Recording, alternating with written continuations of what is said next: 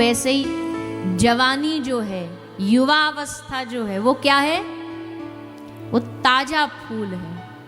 और बुढ़ापा, अब हम कुछ नहीं बोलेंगे क्योंकि बुजुर्ग भी बहुत बैठे हैं यहाँ। मार थोड़ी खानी है बुजुर्गों से, बड़ों से। पर युवानी ताजा फूल है, इतना समझ लो।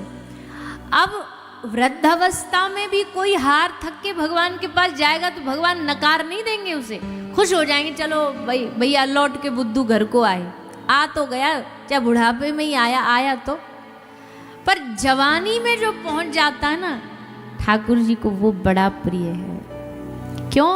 क्योंकि भैया इसने अपने जीवन के, क्योंकि जवानी का अपना घमंड रहता है, अभिमान रहता है, क्योंकि शरीर बढ़िया चल रहा रहता है।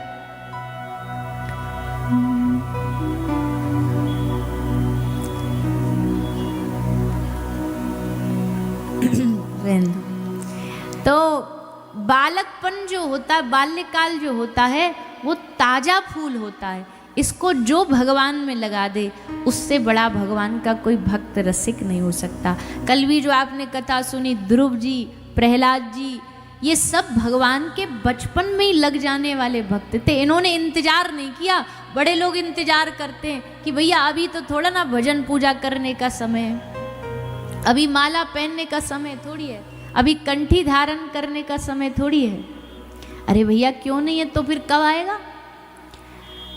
कल का क्या भरोसा कि जीवन में ये दिन, ये सुबह देखने मिलेगी कि नहीं मिलेगी। अब इस इंतजार में बैठे रहो कि जब सब कर्मों से निवृत्त हो जाएंगे तब भजन करेंगे। पर एक बात बताओ, कभी जिम्मेदारियां छूटती हैं हमसे?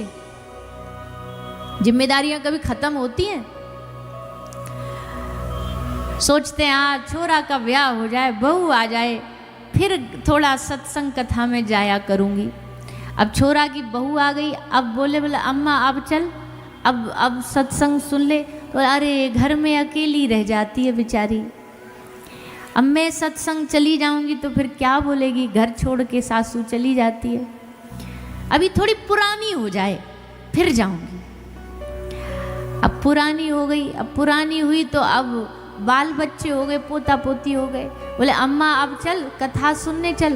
बोले अरे घर में छोटो सो नैनो सो लाला है, लाली है, उनको छोड़ के आ जाऊंगी या अकेले पे संभाले नहीं जाएंगे, तो अभी ने कि बड़े हैं जाएं तब आऊंगी। बड़े हो गए, बड़े हो करके अब समय मिल गया अम्मा अब भज, बोले अब कानन से सुनाई नहीं देता, अब कथा में जाके क्या करूंगी।